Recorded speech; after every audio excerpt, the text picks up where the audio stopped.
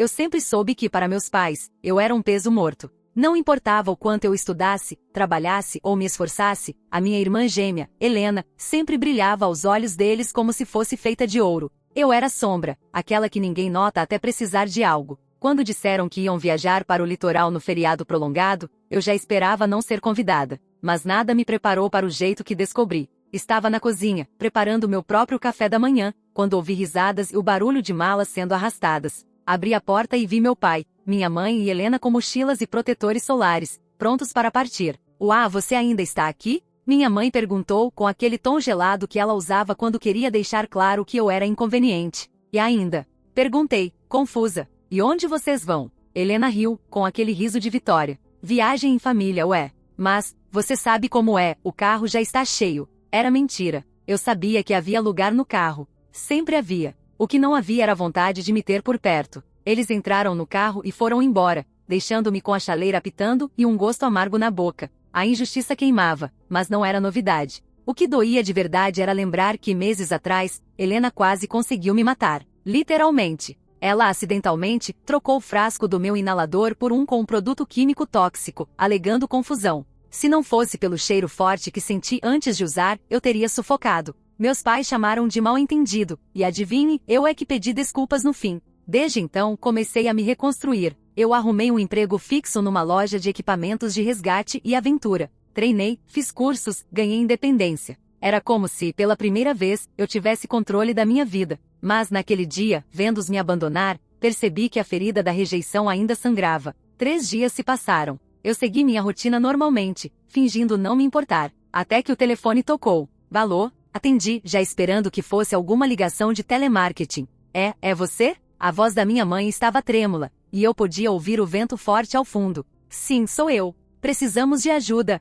Ela engoliu seco. "Estamos presos." O resto veio em frases cortadas. Tinham feito um passeio de barco, o motor quebrou, e o tempo virou rápido. Ondas fortes, chuva pesada, e eles estavam encalhados numa parte isolada da costa. Não havia sinal suficiente para ligar para a guarda costeira, mas de alguma forma conseguiram me chamar. Ironia cruel, me deixaram para trás e agora a única pessoa que podia salvá-los era eu. Pensei em ignorar. Por um segundo, imaginei desligar o telefone e deixar que resolvessem sozinhos. Mas meu peito se apertou. Eu sabia que se algo acontecesse, eu não dormiria nunca mais. Além disso, não era sobre eles. Era sobre mim. Eu precisava provar, nem que fosse para mim mesma, que eu não era a sombra que eles pintavam. Corri para a loja, peguei meu kit de resgate, cordas, sinalizadores e um bote inflável com motor. O vento estava cortando o rosto como lâminas. As nuvens, negras como carvão, pareciam engolir o horizonte. No caminho, minha mente brigava comigo mesma. "Você é idiota, sempre correndo para salvá-los. Não é sobre salvar eles, é sobre não deixar seu passado definir quem você é agora."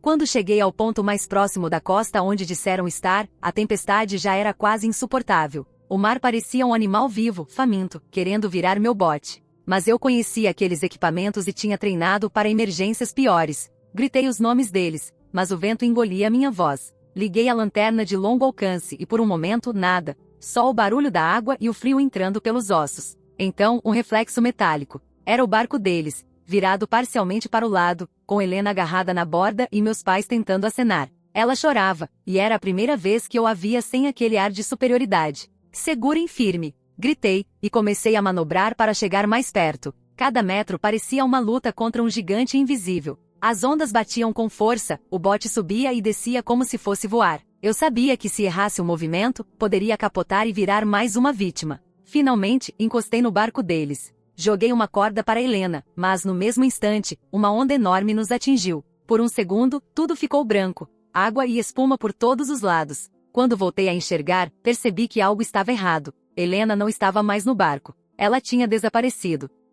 A água estava tão gelada que parecia cortar a pele. Meus olhos varriam o mar enlouquecidamente, procurando qualquer sinal de Helena. A tempestade rugia como um monstro, cada onda parecia querer me engolir junto. "Helena!" Gritei, mas a minha voz foi levada pelo vento. Meu pai gritava algo, apontando para o lado direito. Segui o olhar dele e vi uma mancha escura boiando a poucos metros. Liguei o motor do bote e avancei, sentindo a tensão subir no meu corpo como um elástico prestes a estourar. Era ela. Flutuava de barriga para cima, os olhos semicerrados, engolindo água. Eu sabia que se demorasse mais alguns segundos, não teria volta. Me joguei na água sem pensar duas vezes. O choque do frio arrancou meu fôlego, mas consegui alcançar seu braço. Ela estava mole, sem força, e cada segundo que passava parecia pesar toneladas. Arrastei-a até o bote e usei toda a força que tinha para colocá-la dentro. Começou a tossir, cuspindo água salgada, enquanto eu subia atrás. O vento me empurrava contra o barco dos meus pais, que ainda estava à deriva.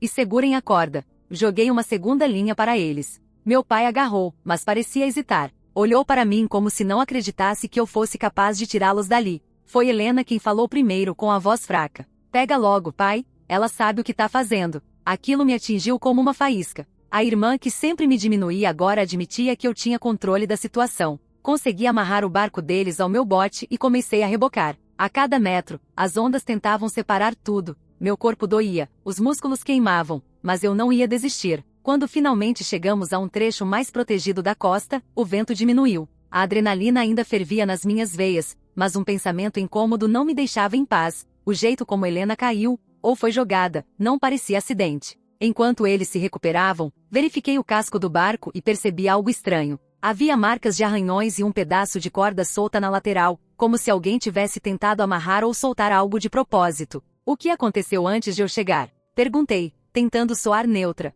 Meus pais se entreolharam, e o silêncio foi pesado. Foi Helena quem respondeu, mas não olhou para mim. Eu não sei. Eu estava tentando segurar o bote, senti uma pressão nas costas e caí. Mas o jeito como ela evitava meu olhar me dizia que havia mais nessa história. Voltamos à praia, exaustos. Meus pais mal agradeceram, o que também não foi surpresa. Mas Helena, ela ficou me observando de longe, como se estivesse decidindo se me contava algo ou não. Naquela noite, sozinha em casa, o telefone tocou de novo. Era Helena. A voz dela estava mais baixa, quase um sussurro. Eu acho que alguém quis me matar. Meu corpo gelou. Quem? Não posso falar por telefone, mas não foi um acidente. Eu vi a mão de alguém me empurrando. A imagem se formou na minha cabeça. A tempestade, a confusão, o barco balançando, alguém usando o caos para se livrar dela. Mas quem? E por quê? E por que você acha que iam querer te matar? Perguntei, tentando manter a calma. Ela hesitou. Porque eu descobri algo que envolve nossos pais. Meu estômago revirou. Por mais que eu já tivesse visto o lado cruel deles, nunca imaginei que pudessem estar ligados a algo tão extremo. No dia seguinte, ela apareceu na minha porta, ainda pálida, com um casaco encharcado. Posso entrar? Perguntou, como se aquela fosse a primeira vez que me pedia algo. Sentou-se no sofá e olhou ao redor, como se estivesse sendo seguida. Eu ouvi uma conversa no barco, antes da tempestade. Eles estavam falando de um plano para vender um terreno que tecnicamente, ainda está no nome da vovó. Só que, é ilegal. E se alguém descobrisse, eles poderiam ser processados. Pesquei algumas vezes, tentando entender a conexão. E o que isso tem a ver com você quase morrer? Ela apertou os lábios. Eu disse que não ia ficar calada. O ar no quarto pareceu ficar mais pesado. Era possível que meus pais... Não, era absurdo demais. Mas ao mesmo tempo, depois de tudo que já tinham feito comigo. Helena, você acha que eles te empurraram? Perguntei, com a voz quase inaudível. Ela não respondeu de imediato. Depois sussurrou. Eu acho que sim. As palavras ficaram ecoando na minha mente. Minha irmã, a preferida, a protegida, agora acreditava que nossos próprios pais queriam vê-la morta. Antes que eu pudesse dizer qualquer coisa, ouvimos um barulho vindo da janela. Como se alguém estivesse lá fora, espiando. Corremos para ver, mas só vimos um vulto se afastando na chuva. Helena se agarrou no meu braço. Eles sabem que eu tô aqui. E naquele instante, percebi que essa história estava muito longe de terminar. E que agora, não era só a vida dela que corria perigo.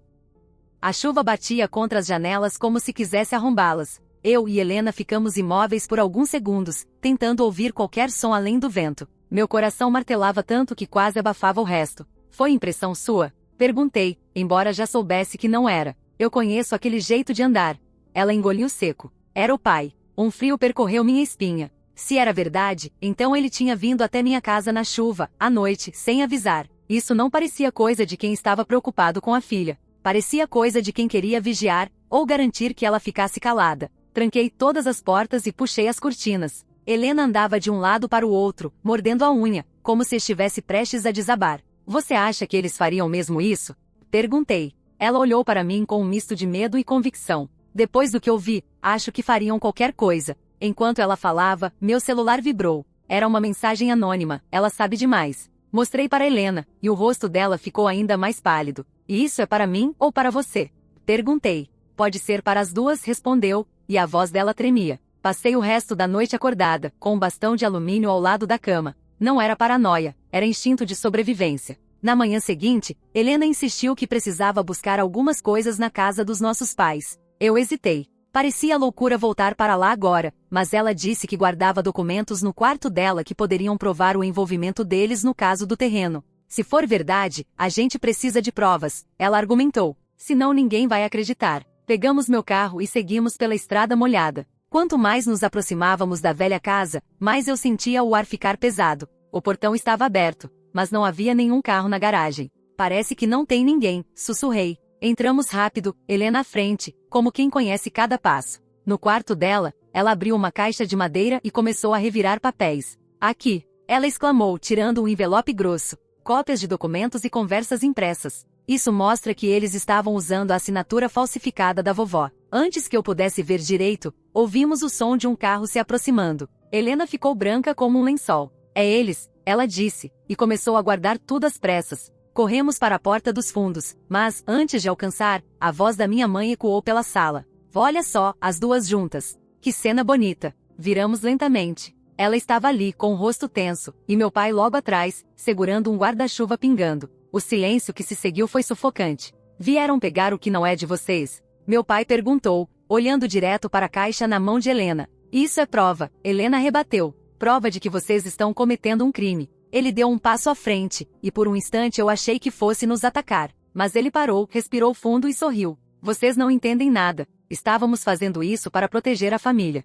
Proteger? Eu retruquei. É assim que vocês chamam tentar matar a própria filha? O sorriso sumiu do rosto dele. Cuidado com as palavras, menina. Foi nesse momento que percebi que não havia mais volta. Peguei a caixa das mãos de Helena e comecei a andar em direção à porta. Saiam do caminho, avisei. Minha mãe se moveu para bloquear, mas Helena se colocou na frente dela. Se encostar na minha irmã, eu grito. E eu juro que a vizinhança inteira vai ouvir. Talvez tenha sido a firmeza na voz dela, ou talvez o medo de chamar atenção, mas minha mãe recuou. Conseguimos sair e entrar no carro. Meu coração ainda estava acelerado quando liguei o motor e arranquei. Dirigimos em silêncio por alguns minutos, até que Helena falou. Eles não vão deixar isso barato. Eu sei, respondi. Por isso a gente vai ter que se mexer rápido. Decidimos levar os documentos para um amigo meu, Rafael, que trabalhava como advogado criminalista. Ele era a única pessoa em quem eu confiava plenamente. Quando chegamos ao escritório dele, ainda estava cedo, mas ele nos atendeu assim que expliquei que era urgente. Rafael folheou os papéis franzindo o senho. E isso aqui é sério. Se for autenticado, eles podem pegar anos de prisão. Mas vocês estão em perigo. Já sabemos, respondi. Mas o que a gente faz agora? Ele olhou para nós e disse algo que me gelou por dentro. Primeiro, vocês precisam sumir por uns dias. Segundo, não falem com ninguém, nem com conhecidos. Saímos do escritório com mais perguntas do que respostas. Eu sabia que sumir não ia ser fácil, mas antes que pudéssemos decidir para onde ir, percebi pelo retrovisor um carro seguindo o nosso. Um sedã preto, vidros escuros, mantendo sempre a mesma distância. Helena, acho que estamos sendo seguidas. Ela se virou, o medo estampado no rosto. É o carro do papai. Meu corpo inteiro entrou em estado de alerta. Virei bruscamente à direita, tentando despistar, mas o sedã fez o mesmo. Entrei numa rua estreita e acelerei. O carro continuava atrás, firme, como se soubesse exatamente para onde íamos. De repente, um segundo carro surgiu na frente, bloqueando a passagem. Pisei no freio, os pneus gritaram contra o asfalto molhado. Ficamos presas, sem para onde ir. A porta do sedã atrás de nós se abriu. Uma silhueta alta e larga começou a se aproximar, devagar, como quem tem todo o tempo do mundo. E naquele momento percebi que se não fizéssemos algo agora, talvez não saíssemos vivas dessa rua. A silhueta se aproximava, cada passo lento como um martelo no meu peito. O som da chuva parecia diminuir, abafado pelo som do meu próprio sangue nos ouvidos. Tranca as portas. Gritei para Helena, mas era tarde. A figura já estava ao lado do carro, batendo no vidro. Quando vi o rosto, meu estômago virou. Não era meu pai. Era um dos capangas dele, um homem que eu já tinha visto rondando a casa dos meus pais quando era adolescente. O tipo que nunca estava ali para coisas boas. Entreguem a caixa, ele disse, a voz grave ecoando como trovão. E ninguém se machuca. Helena olhou para mim, os dedos tremendo no colo. Eu sabia que se entregássemos as provas, tudo teria sido em vão. E pior, não havia garantia de que nos deixariam vivas depois disso. Respirei fundo, engatei a marcha a ré e pisei no acelerador. O carro deu um tranco, batendo contra o para-choque do sedã preto. O capanga perdeu o equilíbrio, e foi o suficiente para eu virar o volante e avançar pela calçada, desviando por um beco estreito. Segura firme! Gritei, enquanto sentia o carro sacolejar nas poças de água. Os pneus escorregavam no asfalto molhado, mas conseguimos despistar os dois carros por algumas ruas. Eu não sabia para onde estava indo, só sabia que precisava colocar distância entre nós e eles. Quando finalmente estacionei, estávamos num posto de gasolina abandonado na beira da estrada. O motor ainda vibrava, mas eu desliguei e fiquei ali, respirando fundo, tentando recuperar o controle. Isso não vai parar, Helena disse, quebrando o silêncio. Enquanto eles acharem que eu vou falar, vão continuar vindo atrás. Olhei para ela e percebi que algo tinha mudado. A arrogância que sempre vi nos olhos dela tinha desaparecido. No lugar, havia medo, e uma determinação que eu nunca tinha visto. Então a gente precisa fazer eles pararem, respondi. De vez. Passamos as horas seguintes montando um plano. Rafael, o advogado, entrou em contato com o jornalista de confiança que devia favores a ele. Se conseguíssemos entregar as provas a esse repórter e torná-las públicas rápido bastante, nossos pais não teriam como esconder nada. No dia seguinte, fomos até um encontro marcado num café discreto, longe do centro. O jornalista, um homem baixo e com olhos atentos, ouviu nossa história com a seriedade de quem sabe que estava segurando uma bomba nas mãos. Assim que eu publicar, não tem volta, ele disse. Vocês estão preparadas para isso? Helena respondeu antes de mim. Mais do que nunca. Entregamos à caixa cada documento e foto, e saímos de lá com a sensação de que estávamos atravessando um ponto sem retorno. Naquela noite, a matéria foi ao ar. Manchetes explodiram nos portais. Casal é investigado por fraude e tentativa de homicídio contra a própria filha. As provas eram contundentes demais para serem ignoradas. Em poucas horas, havia polícia na porta da casa dos nossos pais. Eu assisti tudo pela televisão, sentada ao lado de Helena no sofá da minha casa. Quando vi nossos pais sendo levados algemados, um misto de sentimentos me invadiu. Parte de mim queria chorar, outra queria rir. E havia também a tristeza, não pelo que eles estavam passando, mas pela confirmação de que no fim, sempre fui apenas um peso descartável para eles. Você me salvou 2 vezes, Helena disse, quebrando o silêncio. O no mar, e agora? Não foi só você que eu salvei, respondi. Foi a mim mesma também. Ela sorriu de um jeito que eu nunca tinha visto. Não era um sorriso de superioridade. Era de gratidão. Nos dias seguintes, a polícia colheu nossos depoimentos, e a investigação avançou rápido. Rafael cuidou para que estivéssemos protegidas, e o jornalista manteve nossa identidade fora das matérias mais sensacionalistas. Mesmo assim, sabíamos que a exposição tinha seu preço. Algumas noites, eu ainda acordava sobressaltada, imaginando vultos na janela. Mas aos poucos, a sensação de perigo começou a se dissipar. Um mês depois, Helena bateu na minha porta de surpresa. Trazia 2 passagens de ônibus e uma mochila nas costas.